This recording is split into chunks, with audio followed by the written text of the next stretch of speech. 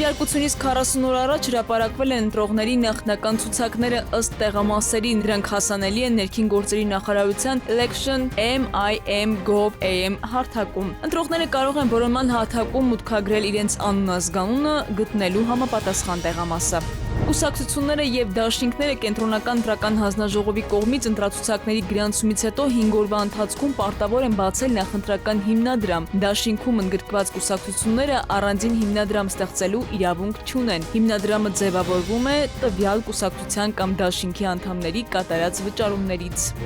Ռուսաստանում ժամանակավորապես դադարեցվել է ջերմուկի վաճառքը։ Ռուսական լրատվամիջոցները գրում են, որ շրջանառության մեջ գտնվող 338,000 շիշ ջերմուկ հանքային ջրի խմբաքանակի վաճառք է կասեցվել։ Ըստ արգելքի պատճառ գերատեսչությունը նշում է պարտադիր պահանջների խախտումներ։ Ըստ մամուլի խոսքը ջերմուկ ապրանքանիշի 2026 թվականի փետրվարի 17-ին եւ մարտի 5-ին արտադրված խմբաքանակի մասին է։ Հայաստանի սննդամթերքի անվտանգության տեսչական մարմնից հայտնում են, որ ջերմուկի այդ խմբաքանակների իրացումը կասեցնելու մասին որևէ տեղեկություն ռուսական կողմից չեն ստացել։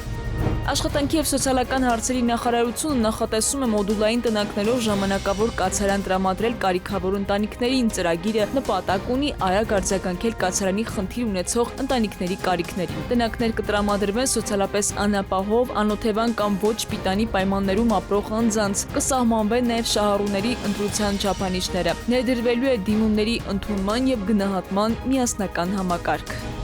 Սյունիքի մարզում տեղի է ունեցել ողբերգական ավտովթար։ Իրանի քաղաքացին Peugeot ավտոմեքենայով դուրս է եկել ճանապարհից։ Դեպքը տեղի է ունեցել Երևան-Մեղրի ավտոճանապարհի 341 կիլոմետր հատվածում։ Մեքենան մոտ 100 մետր գլորվել է եւ ընկել ձորը։ Վարորդը եւ 3 ուղևորներ տեղափոխվել են Մեղրի բժշկական կենտրոն։ Վիրավորների թվում են 27-ամյա կին եւ 5-ամյա երեխա, ով շտապօգնության մեքենայում մահացել է։ Նախնական տվյալներով տուժածներն ու մահացածը նույն ընտանիքի անդամներ են։